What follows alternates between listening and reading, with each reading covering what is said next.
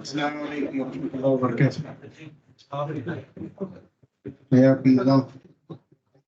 Welcome back to the series of the Seerah of the Prophet sallallahu alaihi wasallam. بسم الله الرحمن الرحيم. اللهم صل على سيدنا محمد وعلى آل سيدنا محمد كما صليت على سيدنا إبراهيم وعلى آل سيدنا إبراهيم وبارك على سيدنا محمد وعلى آل سيدنا محمد كما باركت على سيدنا إبراهيم وعلى آل سيدنا إبراهيم في العالمين إنك حميد مجيد. اللهم صل على سيدنا محمد وعلى آل سيدنا محمد كما تحب وترضى له.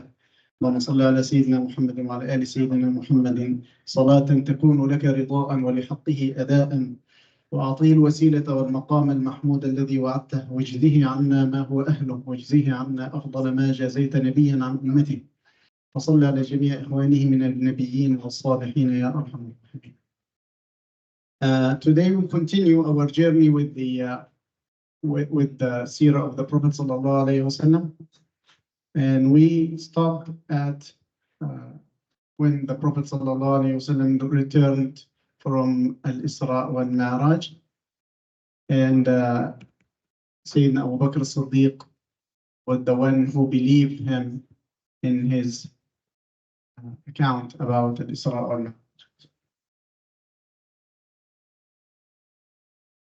So before we go on, one question from last week. One of the like kids asked me about how can Sayyidina Isa and Sayyidina Yahya be cousins. So I just wanted to show the relationship between them in terms of the kinship.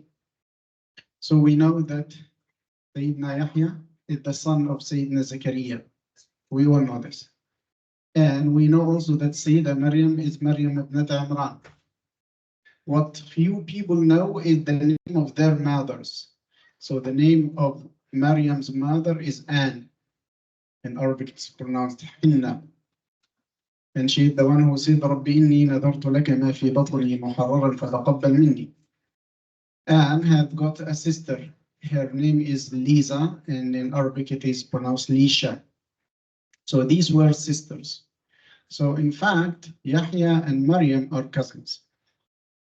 And then Maryam gave birth, the miraculous birth, to Sayyidina Isa. And so Isa and Yahya are also cousins, but Yahya for Isa would be the grand cousin. And in the Arabic language, sometimes you can use cousinship for people who are directly linked or who go like lower in the kinship. That's why Sayyidina Isa is the cousin of Sayyidina Yahya, and Sayyidina Yahya is the grand cousin of Sayyidina Isa. So I hope that you understand this now. Okay. In this episode, we talk about how the Prophet ﷺ started asking other people and other tribes to protect him in order to spread the word of Allah subhanahu wa ta'ala. كيف عرض النبي صلى الله عليه وسلم نفسه على القبائل.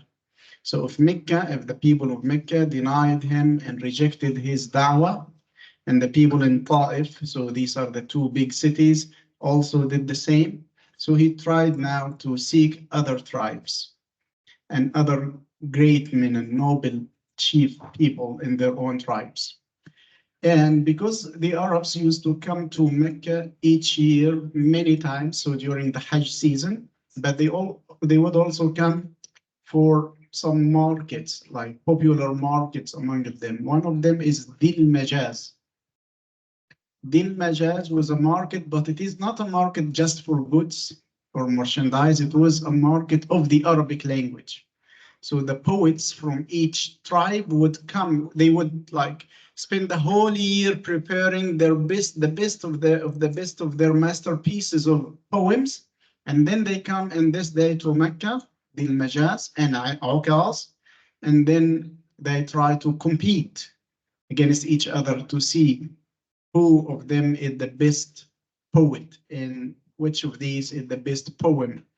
And by the end of this festival, they would elect a certain number of these poems that are that are winning, and then they will write it down. Although the Arabs were like mostly an illiterate ummah, they don't know how to read and write, they will write this down, and it is also reported that they will hang it on the walls of the Kaaba so that it is known to each one in the Arabs in this festival that these are the winning poems, and they were called al-mu'allaqat. Al-mu'allaqat mean the hanging poems, the poems that have been hanged on the Kaaba.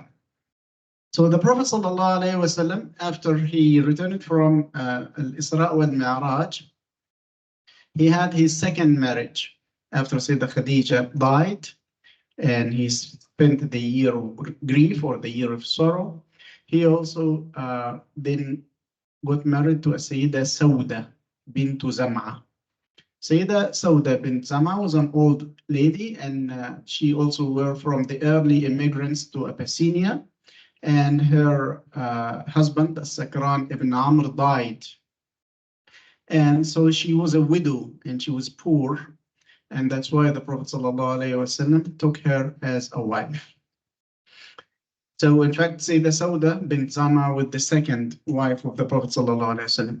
But some other scholars say Sayyidah Aisha was in fact the second wife after Sayyidah Khadija, but it was that the Prophet ﷺ proposed to her for engagement in Mecca, and then he married her when they were in Medina. So Sayyidah Aisha was at this time 9 years old. She was 9 years old.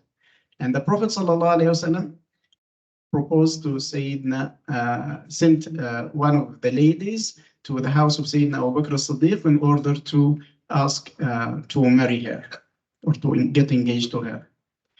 And it is reported that Sayyidina Jibreel alayhi salam came to the Prophet sallallahu alayhi wasallam with the picture of Sayyida Aisha in his hand, and he said, هذه زوجتك في الدنيا والآخرة.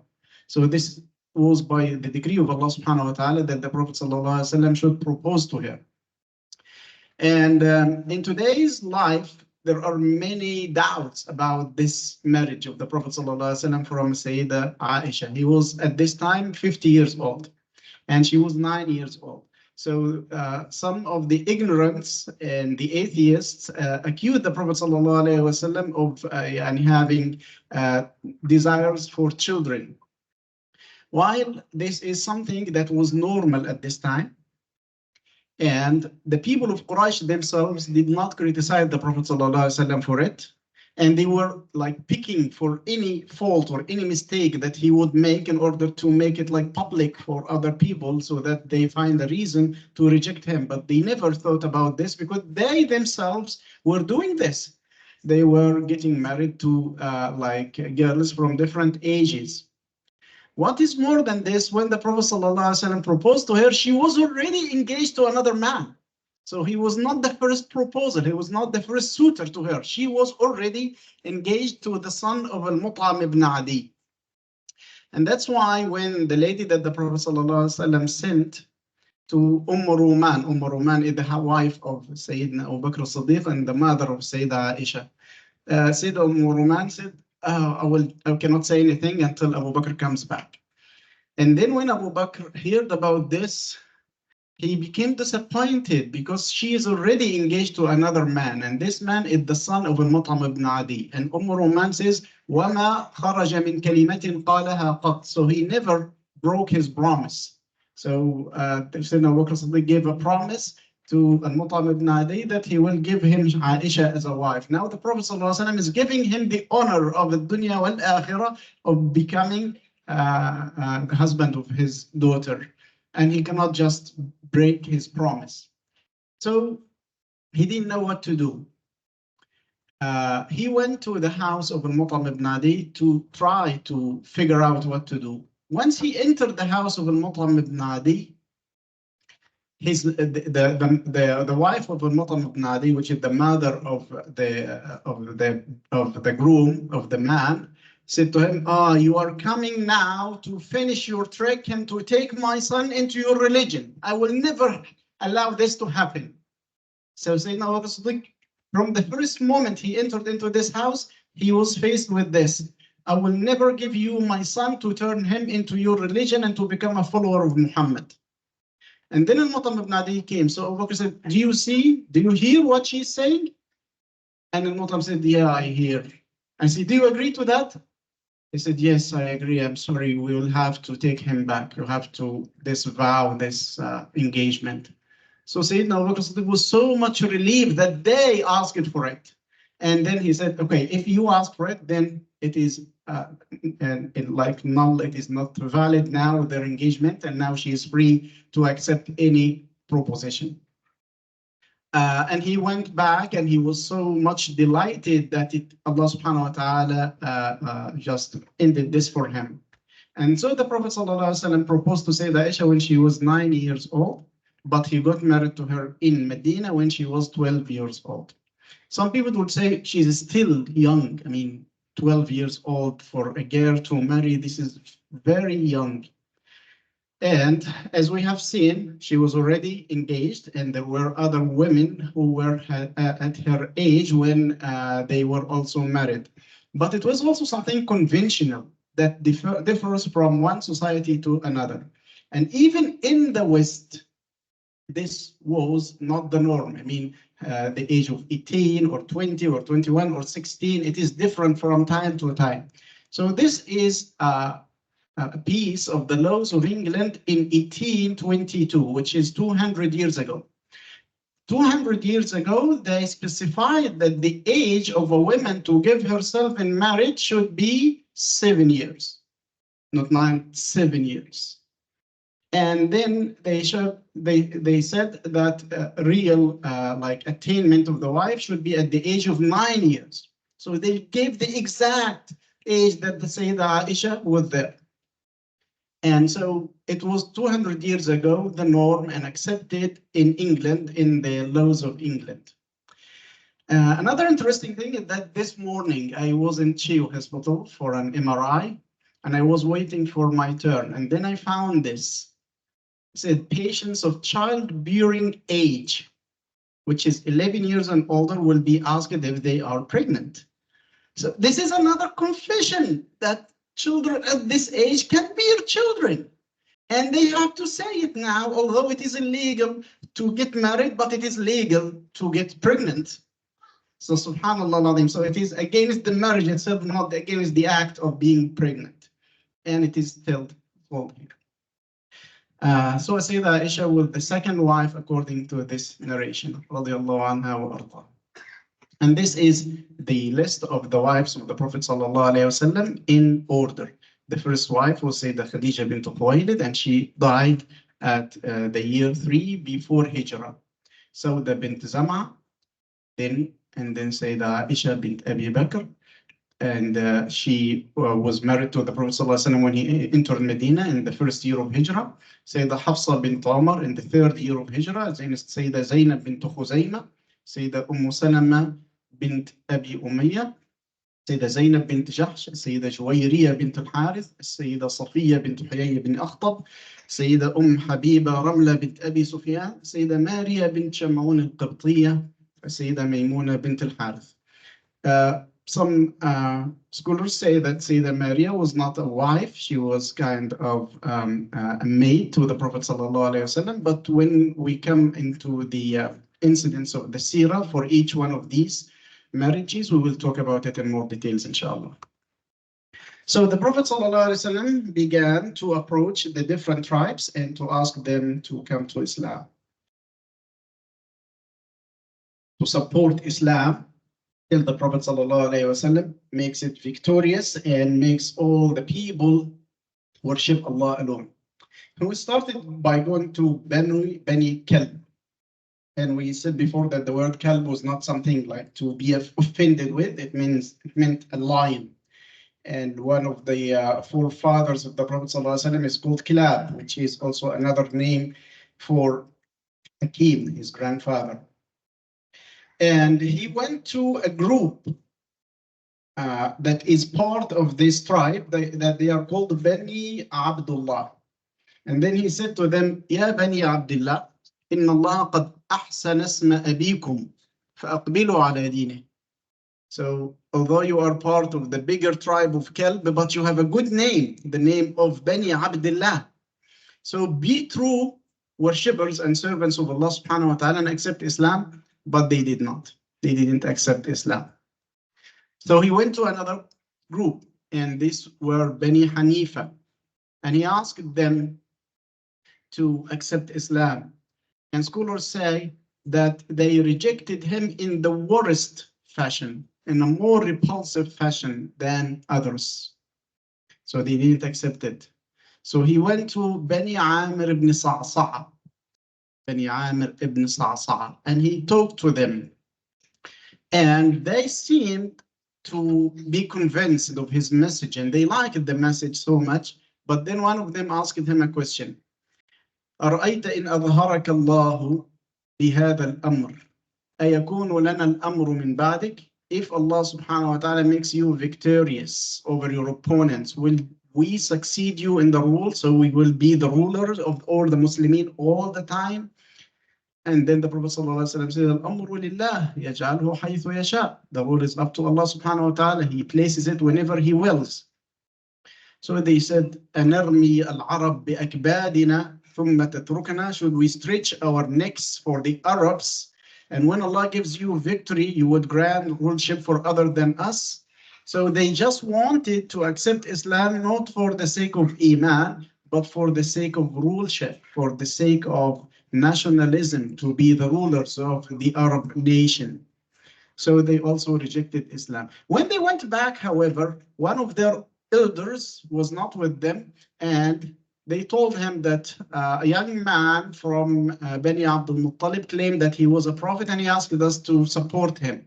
He said, no Ismailite has ever claimed this and was a liar. So he's truly a prophet. And in fact, you were misguided in rejecting him. If I were with you, I would have accepted him directly. But then they didn't accept Islam. And here comes the first encounter of the Prophet ﷺ with the people of Yathrib, when he met Suwayd ibn Samit. Suwayd ibn Samit was a very noble man and chief of the Aus tribe in Medina, in Yathrib. And he came to Mecca during the Ukaz festival to attend the poetry competition. And the Prophet ﷺ approached him and said, هل لك فيما بعثني الله به? Suwayd said, هل معك مثل ما معي? I hear that you've got like a revelation from God, but is it like what I have? The Prophet ﷺ said, وما معك? What do you have? He said, معي مجلة لقمان. I have the book of Luqman, the honored book of Luqman. The word Mijalla in Arabic doesn't mean a magazine. Mijalla is coming from Jalal, Ijlal, when we honor something. So Mijallat Luqman, which means the sacred book of Luqman. And Luqman was a wise man that Allah subhanahu wa ta'ala gave him wisdom. Some scholars say that he was a prophet, and some others say that he was not a prophet, but he was a sage and a wise man. And then the Prophet ﷺ said, مَعِي مَا هُوَ أَحْسَنُ مِنْهُ قُرْآنٌ أَنزَلَهُ اللَّهُ عَلَيْهِ. And then he recited the Quran to Suwayd ibn Samit. And some of the resources say that he recited قُلْ هُوَ اللَّهُ أَحَدْ قُلْ أَعُوذُ بِرَبِّ الْفَلَقِ قُلْ أَعُوذُ بِرَبِّ النَّاسِ. And Suwayd said, yes, this is really better than what I have. This is really more noble than what I have. And for most of the scholars, they say that he was a Muslim. And then he returned back to Medina. And upon his return to Medina, there was a big turning point in the life of the people of Medina. First, we have to know that Suwayd ibn Samit is from the tribe of Al-Khazraj. From the tribe of Al-Aus. He was a chief among the Aus. Although his mother is Layla bint Amr al-Najjariyah. Layla bint Amr al-Najjariyah, so she is from Bani Najjar, from Al-Khazraj. And her sister is Salma bint Amr al-Najjariyah, and Salma bint Amr was the mother of Abdul Muttalib. So in fact, he was the cousin of Abdul Muttalib. So he had some kinship with the Prophet ﷺ from his mother. Now we speak about Yathrib and Medina, because this was the first encounter and this will be the turning point in the history of Islam. We say that the word Yathrib itself is an old word, a very old word that denotes this place, this village. And the meaning of Yathrib, they said it can mean killing and corruption. That's why the Prophet ﷺ didn't like the name. Or it is also reported that this is the name of an old man from Al-Amaliq, an early tribe that were like giant in their bodies that lived first dwelt in Medina. That's why the Prophet ﷺ in one of the hadith says, إنها طيبة وإنها طابة أمرت بقرية تأكل القرى يقولون يثرب وهي المدينة. So they call it Yathrib, but truly it is al-Medina. And in one of the hadiths he said, من قال يثرب فليستغفر الله ثلاثا. As if this is a sin to call it Yathrib. Medina should be honored, and Yathrib means corruption, so it is not a good name for it. The Prophet ﷺ changed it into Medina and asked it for anyone who would call it Yathrib to say Astaghfirullah al-Azim. And in the Quran, it was called Al-Medina. It was called Al-Medina all the time except for once. Yathrib was mentioned in the Quran for once when Al-Kafirin or Al-Munafiqeen mentioned it or used it. So it was not used by the Mu'mineen or the Muslimin. So the people in Yathrib who lived there for the first time were Al-Amaliq, these giant people. And they lived during the time of Sayyidina Musa. And we know that Sayyidina Musa got the children of Israel out of Egypt, and the sea was parted for them, and they entered Sinai, and they were now getting ready in order to go to the blessed land of Palestine. But then they said, اذهب أنت وربك فقاتلا إنها هنا قاعدون. So we will not go and fight with you. We cannot fight these people. We will be staying here. So Allah subhanahu wa ta'ala gave them a punishment. This punishment is called the wandering in the wilderness, or in Arabic it's a T. So for 40 years, they cannot find a way to get out of Sinai. Whenever they try to get out of Sinai to any direction, they will not be able to do this. 40 years until the whole generation dies and a new generation is raised now within Iman and within the Torah and within the teachings of the prophets. And after these 40 years, only then they kept out of the wilderness, and they entered the sacred land. Even Sayyidina Musa and Sayyidina Harun died during these 40 years. قال فإنها محرمة عليهم 40 سنة يتيهون في الأرض فلا تأس على القوم الفاسقين.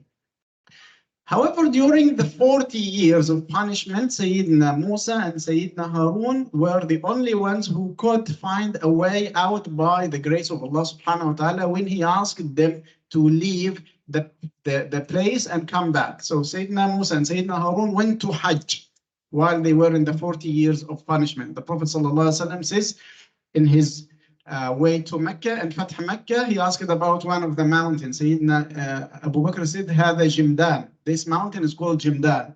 Why do you ask about it? He said, لقد مر بهذا الجبل بهذا الوادي في عصفان موسى وهارون على جملين أحمرين عليهما عباءتان قطنيتان كأنهما من إزد شنوءة. The Prophet ﷺ is describing them. Musa and Harun were in two camels. Then these two camels were red, and they were having cloaks made of cotton, and their faces were the faces of the people of Izd Shinoa, a tribe in Arabia. And they passed by this valley in order to go to Mecca to make Hajj. So they could get out of the wilderness. Another example is when the Prophet Moses met Al-Khidr. He met him at Majma al-Bahrain, so he could get out of this and go with him to the village that didn't give them money for building the wall and to go on the ship. All this happened also during the time of the wilderness. So it is reported that Sayyidina Musa was asked by Allah subhanahu wa ta'ala to send a group of fighters from Bani Israel, a battalion from the fighters of Bani Israel, to go to Yathrib and to fight the Amalek, the giants there in Yathrib. So Sayyidina Musa asked them to go there and not to leave any one of them alive, to kill all of them. So this small army could get out of the wilderness, and they went to Yathrib and they started fighting against the Amalek day by day and month by month for years. And finally, they found that they can make a peace treaty. So they made a peace treaty and they left some of the Amalek living there. And they came back. So they came back to the place in Sinai. Sayyidina Musa told them that this is a sacred place that you're going to, because this will be the migration place of the prophet of the end of times. So you have to keep it clean and pure for the prophet when he comes. So when they came back, they found that Sayyidina Musa died. And Sayyidina Harun also died. And the leader of Bani Israel was Yusha ibn Nun. And in fact, the punishment was lifted. And they were preparing to go to Palestine. So they said, okay, subhanAllah, this is good news. Let's go together. Sayyidina Yusha ibn Nun said, no, you will not come with us, because you did not follow the word by word advice or command of your prophet. Sayyidina Musa asked you not to leave any of them, and you made a peace treaty. So in fact, you have made a sin. So you will not come with us. Because we are afraid that because of your sin, we will not be able to enter Palestine. So the children of Israel went with Yusha ibn Nun, and this group of army didn't know where to go. They are not now in Sinai. So they said, if we cannot go to Palestine, let's get back to Yathrib and wait there for the prophet of the end of times. And they came back to Yathrib and they dwelt there, and from them came Banu Qurayza, Banu Qaynuqa, and Banu Nadir. And so this was the original why the Jews were in Yathrib, in Medina, more than any other place. They liked to stay there. And they had this description of the Muhajir Nabi sallallahu alayhi wasallam, of where this prophet will be migrating. And in fact, they didn't only dwell in Yathrib, they said, let's get to any city or any village in Arabia that has got similar geography, that has got like these mountains and these palm trees. So they went also to Khaybar and they dwelt there. Okay. And they stayed for there. So we have Bani Qurayza, Bani Qaynuqa, Bani Nadir, but there are also other Jewish tribes like Bani al-Fatiyun and Bani Tha'laba. They were also tribes of the Jews. And in Yemen at this time, there was a tribe called Bani Amir. And Bani Amir lived in Saba till the destruction of the dam of Ma'rib, Sayyid al-Arib. When the dam of Ma'rib was destroyed, they had to leave their place. So they went up to the north, and one big tribe of them, of Bani Amir, stayed in Medina, and they were the Aus and the Khazraj. So the Aus and the Khazraj, in fact, are two brothers. Khazraj is the name of a man, and Aus is the name of a man. And they have the same father and the same mother. The father is Amir, and the mother is called Tila. Their mother is called Tila. And the Prophet ﷺ used this name to describe them.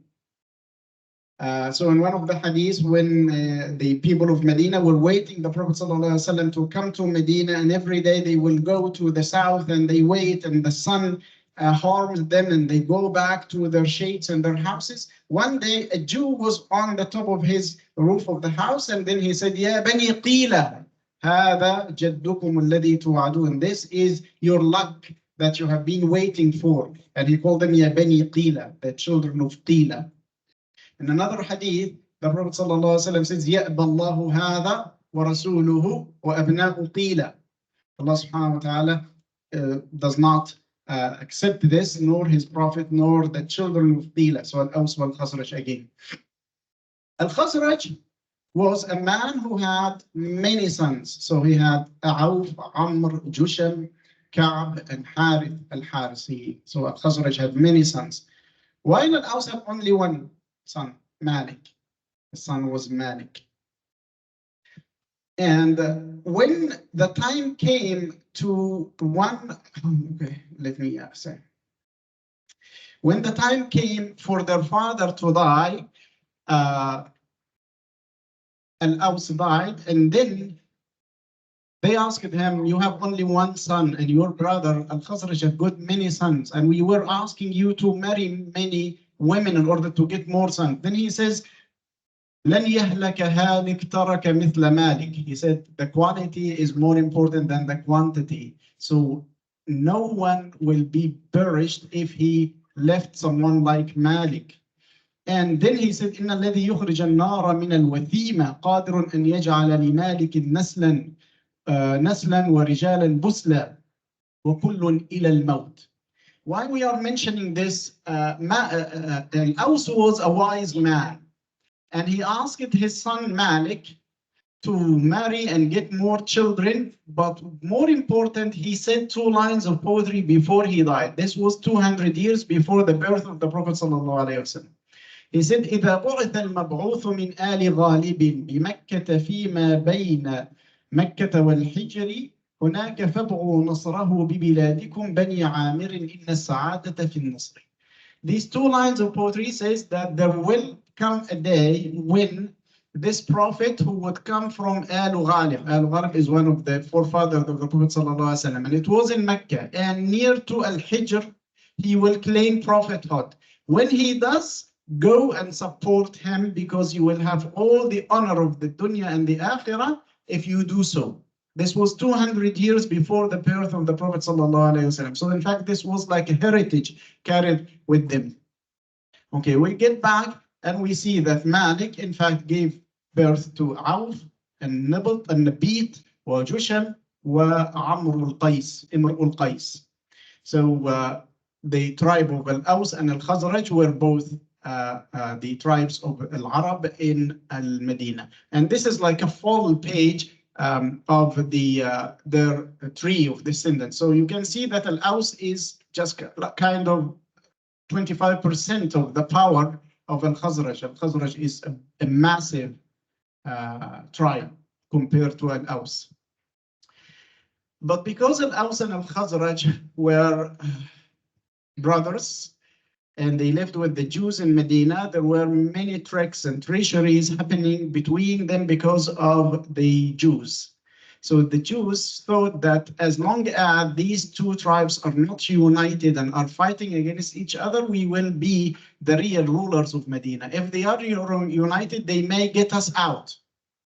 So they began hatred and envy between them, that they started 120 years of war between themselves. These are some of the wars. يوم سمير، يوم صفينة، يوم أطن بني قينقاع، يوم الرحابة، يوم السرارة. Each day of these is a fighting day. يوم ربيع بني ظفر، يوم الحسين بن الأسلت، يوم أطن فارع، يوم البقيع، يوم الربيع, and the last one was the يوم بعاث. And this is what we are interested in, يوم بعاث, because Sayyida Aisha says Yawm al-Ba'ath, this is the area of Ba'ath in Medina Munawwara to the east of Masjid al-Nabawi. Yawm al-Ba'ath. Sayyida Aisha says, هذا يوم صنعه الله لرسوله. This is a day that Allah subhanahu wa ta'ala made especially for his prophet. فقتل شرارهم ورقت قلوبهم فدخلوا في الإسلام. This is a day that Allah subhanahu wa ta'ala made especially for his prophet in order to prepare Medina for him. Because in Yathrib there were people who were as ignorant and as arrogant as Abu Jahl and more than Abu Jahl. And Allah subhanahu wa ta'ala get them killed in the day of Bu'ath. We need to get the details of the day of Bu'ath, because in this day, in fact, many of the Sahaba came out after that, and it is because of this day they sought to find a way out for this 120 years war to stop by getting support from outside of Medina. In another hadith, the Prophet ﷺ says, يخرج في أحد الكاهنين رجل قد درس القرآن دراسة لا يدرسها أحد يكون من بعده. And this is a very interesting hadith. The Prophet ﷺ says, of the two tribes of the Jews, there will come a man who would be a scholar and who would study the Quran like no other person. He will be truly a scholar. So how is this related to Yom Ba'ath? We have to wait in order to know how is this related. Okay, so what happened to Suwaid ibn Samit is that we said that there were wars between Al-Aws and Al-Khazraj, and one day one of the noble people of Al-Aws made a banquet at his house. His name was Hudayr al-Kata'ib. Hudayr al-Kata'ib. And he was the father of the Sahabi Usayd ibn Hudayr. And then he invited Uwais ibn Samit, Suwaid ibn Samit, and two others. And he said, come to my house so that we can rejoice and we can celebrate our unity together as the people of Al-Aws. They went there and they stayed for long. And then when they had time to go back home, they were drunk because of the wine that they drank. And Uwais ibn Samit had to get off his camel in order to pee. And while he was doing this, one of Al-Khazraj came to him and said, now you are in the weakest state and I will kill you. And he killed him from Al-Khazraj. Now, this chief of Al-Aws was killed in a very mean way. So Al-Aws were so much mad at Al-Khazraj and they wanted war again. And they started to prepare for this war for 40 days, preparing for the war, collecting all the arms and the weapons that they like, and making allegiances with other tribes. They even went to Mecca. They even went to Mecca to ask them to ally with them against Al-Khazraj. And one of the people who went to get this was Iyas ibn Muawiyah. He was a young man, Iyas ibn Muawiyah. And they went to the people in Mecca asking them to support them against Al-Khazraj. The Prophet ﷺ met them and he said, هل لكم في خير مما خرجتم تطلبون? I am offering you something better than and more honorable than what you came for. And then he said, I am a prophet and I ask you to support Islam and take Islam. Iyas ibn Muawiyah said, hey, Wallahi inna hadha la khayrun mimma kharajna natlub. By Allah, this is really something that is better than what we came for. But the leader of the delegate, his name was Abu al-Husayr, said he picked up a piece of dust and then he threw it at Uwais and Iyas, and he said, we didn't come for this, we came for support for war. But Iyas ibn Mu'adh, he was the brother of Sa'd ibn Mu'adh, the great Sahabi. He said the Shahada, and when he came back to Medina, he started saying Bismillah wallahu akbar wa subhanallah walhamdulillah till he died. So he was the second Muslim from Yathrib. Now the people in Yathrib began the war. How did they begin the war? Hudayr ibn Simak was Hudayr al-Katab. He was also called Hudayr al-Katab, the one who groups the battalions together. He had a spear. He had like a famous spear that he was using. And Sayyidina Uwais, Sayyidina Usayd ibn Hudayr inherited this spear from him. And Sayyidina Hudayr ibn Simak, the father of Sayyid ibn Hudayr, got them. But then, as I said, Suwaid ibn Samit was killed. He was killed by a man called Al-Mujazzar ibn Ziyad. Al-Mujazzar ibn Ziyad was from Al-Khazraj. And he was the one who killed Suwaid ibn Samit in this mean way. But subhanAllah, Al-Mujazzar ibn Ziyad later accepted Islam and he witnessed the Battle of Badr and he witnessed the Battle of Uhud.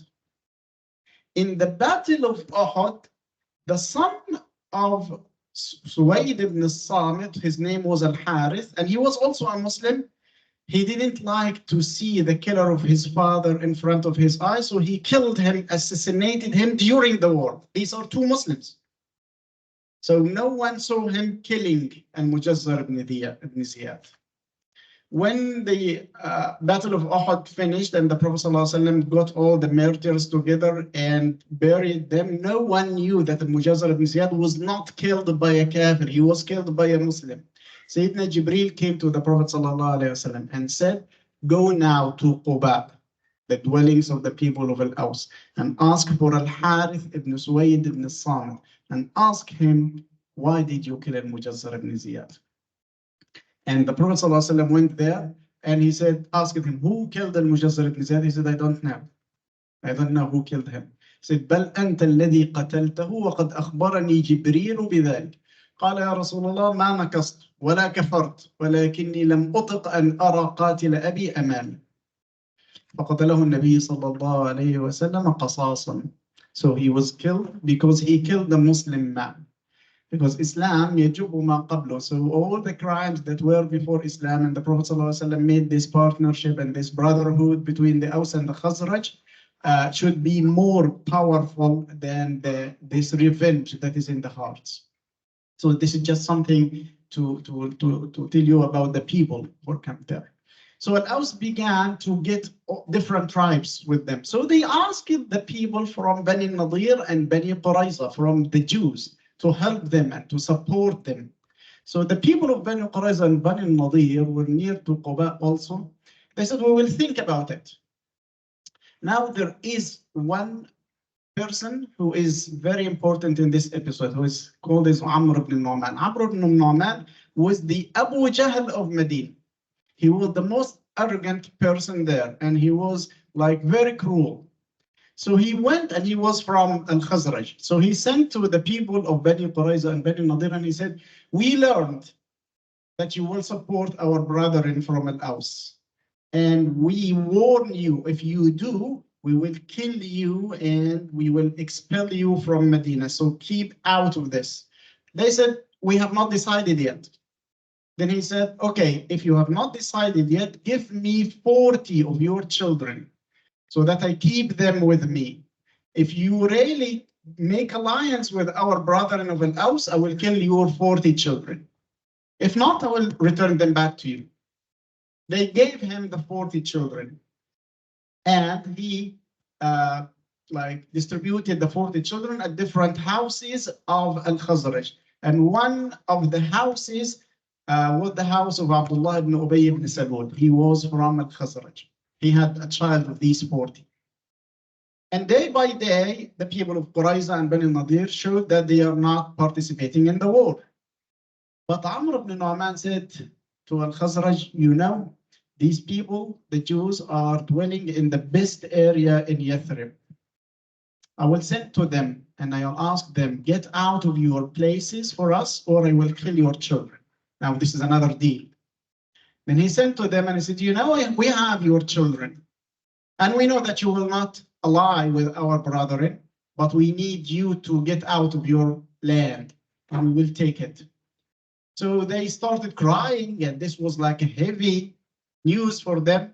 And so they started to leave the place. Then their ruler, their leader, Ka'b ibn Asad, said, إنها ليلة يصيب الرجل امرأته فيأتي بطفل ولا تتركوا أرضكم. So don't leave your lands, even if they kill our children, we can have more children than them.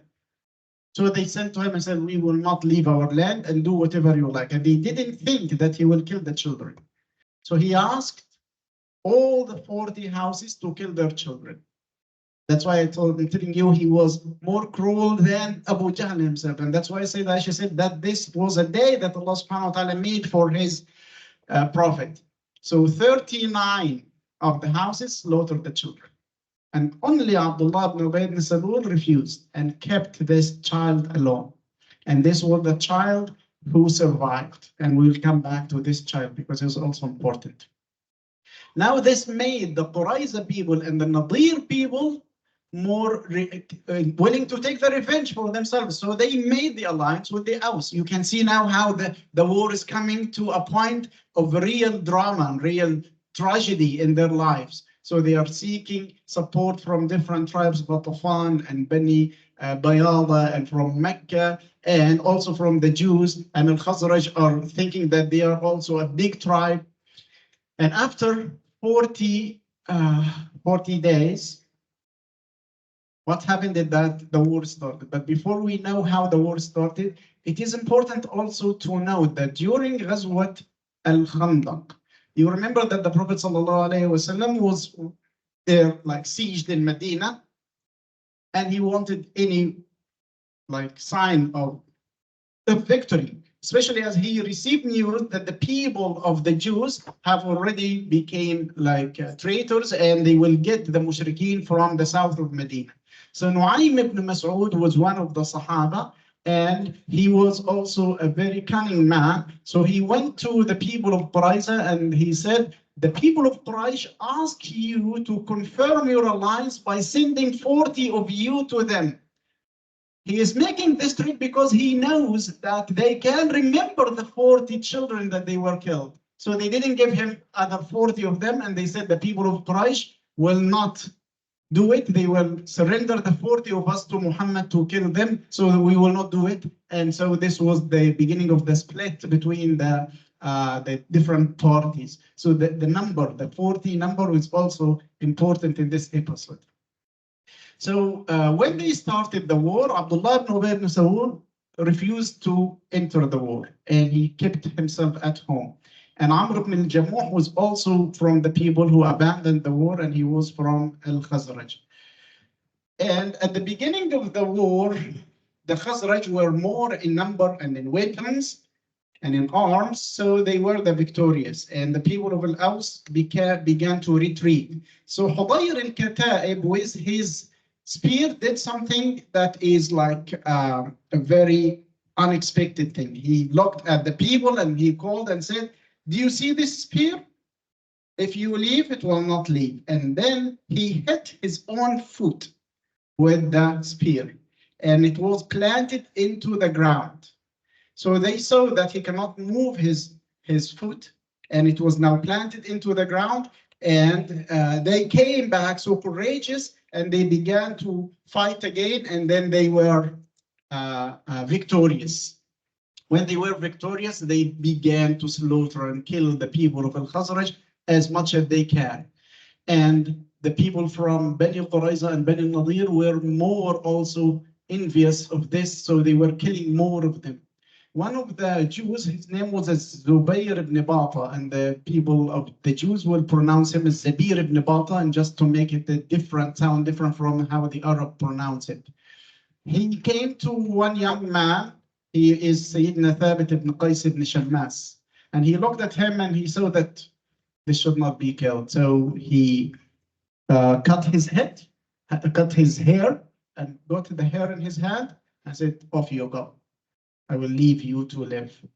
And that's why in Ghazwat Bani Qurayza, when the Prophet ﷺ commanded that those who were traitors will be killed, one of them was Zubayr ibn Bata. So Thabit ibn Qais ibn Shammas went to the Prophet ﷺ and said, كانت له علي يد في الجاهلية. He had a favor on me, and I would like to give the favor back.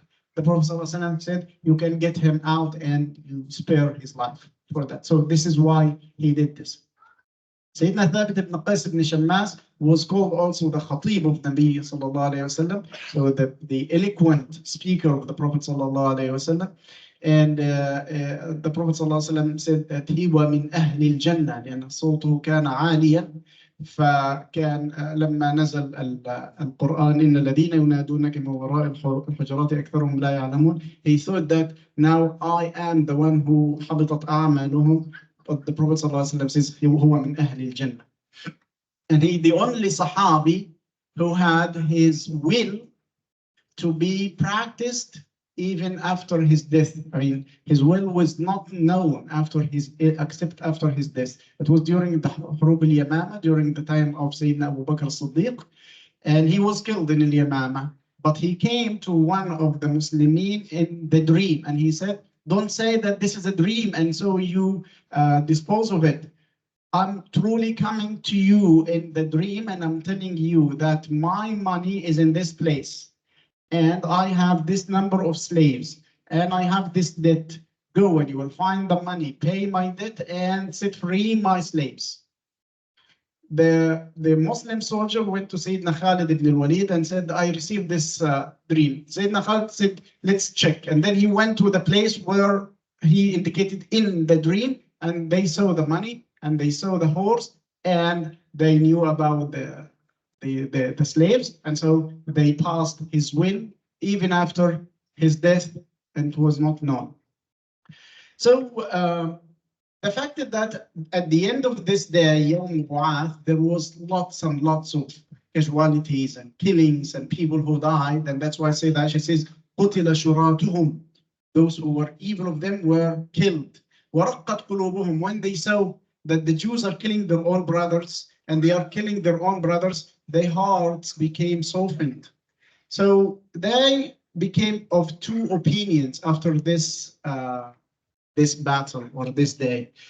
One opinion said, let's stop all the wars and elect one prince for Medina, for Yathrib, and we become brothers together. And another group said, we can never do this alone. We need support from the outside. So let's go get a solution from outside. So when they decided to get a prince to elect, they said, who should be the prince of Medina? And they found that no other than the one who kept the child alive. So Abdullah ibn Ubay ibn Salul would be the Emir of Medina because he is the one that kept this child alive. This child, his name was Khalifa ibn Ka'b al-Quradi.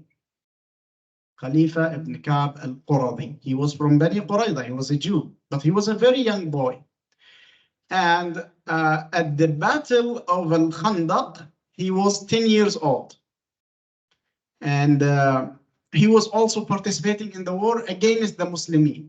So when the Prophet ﷺ became victorious after Ghazwat al-Ahzab, and he commanded that those warriors who were traitors to be killed, they looked at these young boys, should be they among the persons to be killed or not, and they found that this boy is a small boy, a little boy, so they left him. So he survived for the second time. He was to be killed when he was 5 years old at the house of Abdullah ibn Ubay ibn Salul. And then he was to be killed at the time after Ghazwat al-Ahzab when he was 10 years old. So when the Prophet ﷺ spared his life, he liked the Prophet ﷺ so much, and he accepted Islam, and he married after that and got a boy, and he called this boy Muhammad. He called him Muhammad. Muhammad ibn Khalifa ibn Ka'b al-Quradi Sayyidul Mufassirin. He is one of the renowned scholars of tafsir. And this is the explanation of the hadith of Nabi sallallahu alaihi wasallam, يَخْرُجُ مِنْ بَيْنِ الْكَاهِنَيْنِ كَاهِنٌ. So from the two tribes of the Jews, a scholar would come out who would read and study the Quran in no other way before him. And this was Muhammad ibn Ka'b ibn Khalifa al-Qurazi, whose father survived death twice. So they began to make all the treaties and the agreements in order to prepare Abdullah ibn Ubay ibn Salul to be the Emir of Medina, and even they began to make for him a special crown to make him the Emir of Medina. But there was another group who went to Mecca, and they went to Mecca just for Hajj. There were 6 of them, and then they met the Prophet ﷺ. And they were from the people of Yathrib who have always heard the Jews saying to them, this is the land to which migrates the Prophet of the end of days. And we will receive him, and we will be under his banner, and we will kill you in his army. We will be the fighters in the army of this Prophet, and we will kill you, the Arabs. They kept saying this for 200 years. And so the people of Yathrib received this information that there will be a prophet, and this prophet will come to our village, and that the Jews will come to his support.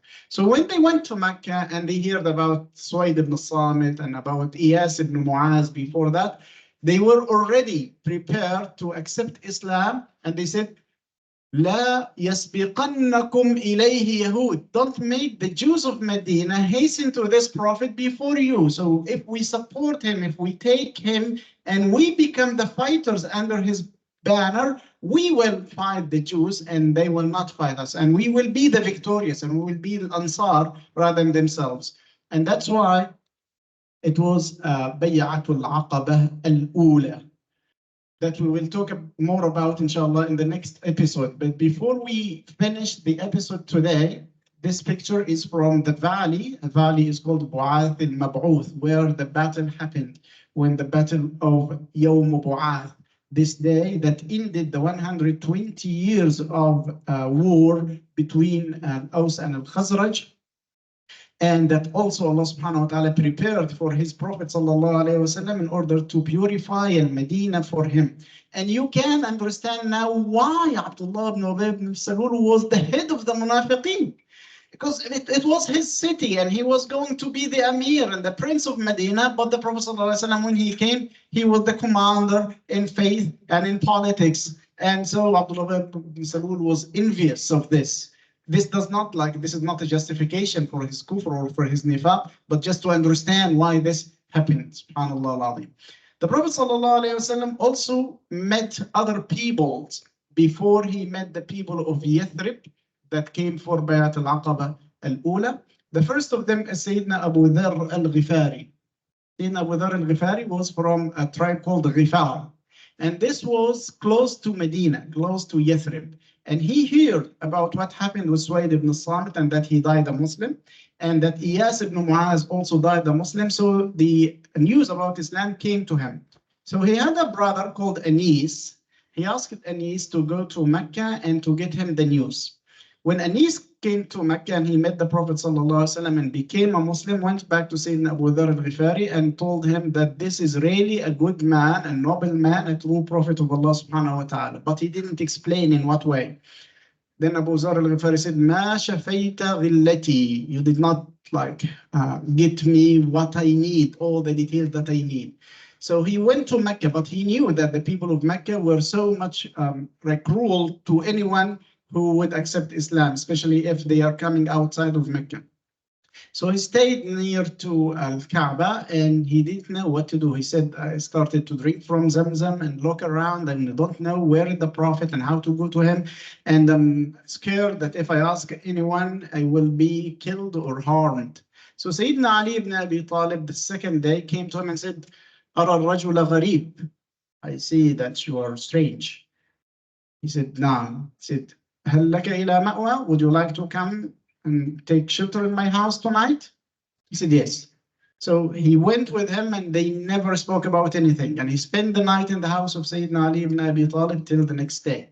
And the next day he went to Kaaba and he drank from Zamzam and waited. Sayyidina Ali came to him and said, ما زلت أرى الرجل غريبا. So the strange man is still here? He said, yes. He said, what do you want? He said, أخبرك على أن تكتم عني. If I tell you, please don't just tell others. He said, yes, I will do. He said, I'm coming here for the Prophet to ask about Islam. He says, this is where I'm going now, so come with me. And he took him to the Prophet ﷺ, and the Prophet ﷺ explained to him Islam, and he accepted Islam, and he was so much powerful now of Iman that he forgot all about his scare and his fear from the people of Quraysh, and he went back to the Kaaba, but this time in a loud voice he said, I'm a Muslim and ashhadu an la ilaha illallah wa anna Muhammadan Rasulullah. So the people of Quraysh said, who is this? And they started hitting him and kicking him. That he said, وَضُرِبْتُ لِأَمُوتِ. So I was being kicked in order to kill me. It was real harsh kicking and hitting.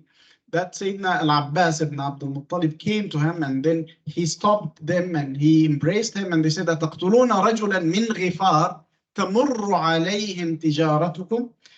Just remember that this man is from Ghifar, and Ghifar is near to Yathrib, and so you have your own caravans that pass by their way. So if you kill him, you will have a problem in your merchandise, in your trade that you are doing. So they stopped. But Sayyidina Abu Dharr didn't stop. Next day, he came to the Kaaba and he again said, Ashhadu an la ilaha illallah wa anna Muhammad Rasulullah, and do whatever you like. And they started hitting again. And then Al-Abbas came to him again and said the same sentences again. And then they left him. The Prophet ﷺ asked him to go and to keep in his village till the Prophet ﷺ sends to him, or he hears that the Prophet migrated, and then they can come to him. The other person is Tufail ibn Amr al-Dusi. Tufail ibn Amr al-Dusi comes from Daws, which is near to Yemen. And he was a noble man also from his tribe. When he came to Mecca, the people of Quraysh rushed to him and said, Ya Aba Tufail, don't listen to this man. He will make magic for you. You will not be as you used to be. He says words that change our minds, that make our minds boggling.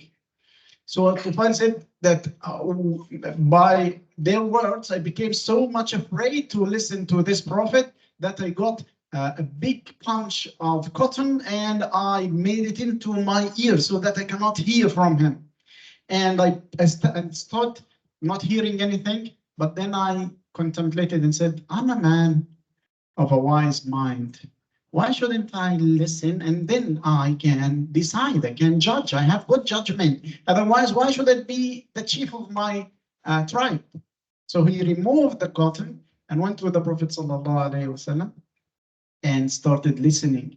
And when he listened, he turned to Islam, he accepted Islam directly and said to the Prophet ﷺ, I'm ready now to declare that I'm a Muslim. But the Prophet told him, no, go back to your village and don't come and ask them to embrace Islam, and don't come also until you hear that I am migrated to a safer place.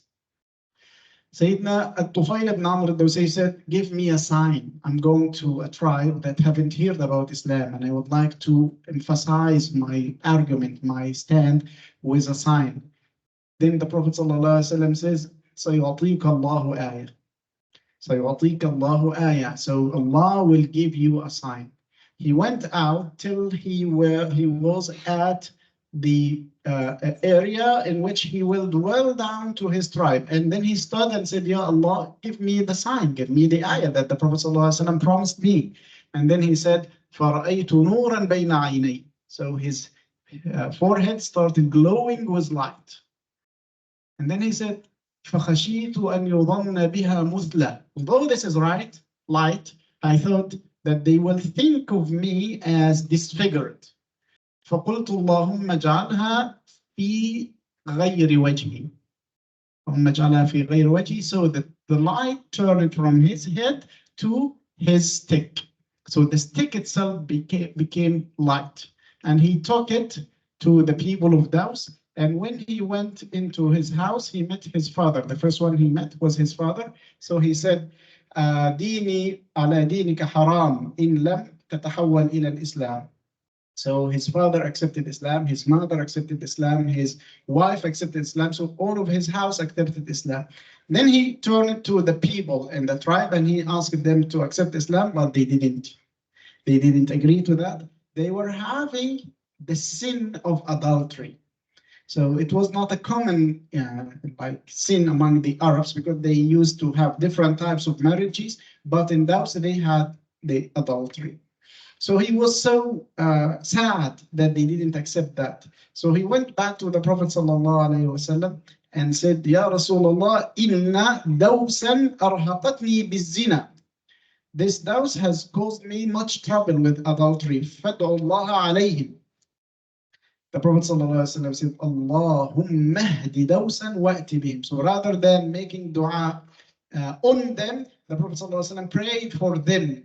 And he said, Ya Allah, guide them and get them back. So while Tufail was with the Prophet ﷺ at his tribe, they began to think again and said, he came to you with a good religion, but you still are making yourself in this sin. So they turned to Islam before he came to them. When he came back to them, he found already all of them have accepted Islam, and he stayed with them till the Prophet ﷺ sent to him to come to Medina, and he went to Medina with his tribe, and this was during the 7th year of Hijrah, during Fath Khaybar. And that's why he gave them some of the spoils from Fatah. The third person that the Prophet ﷺ met was Dimad al-Azdi, Dimad ibn Tha'lab al-Azdi.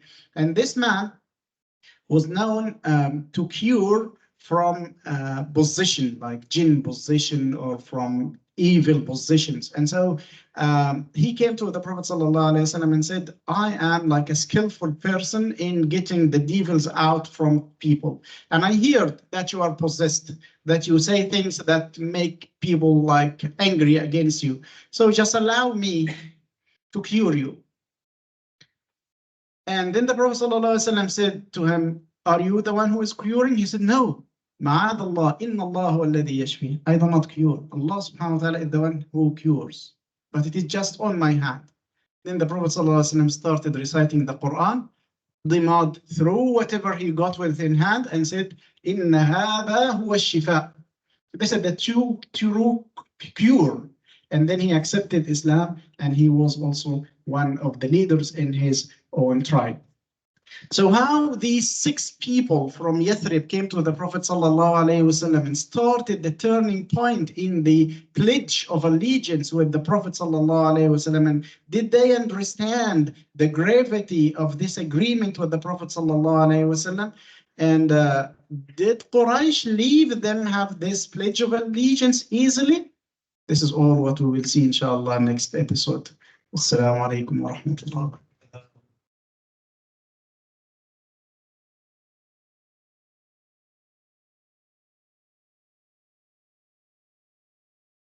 Alaikum assalam wa rahmatullah.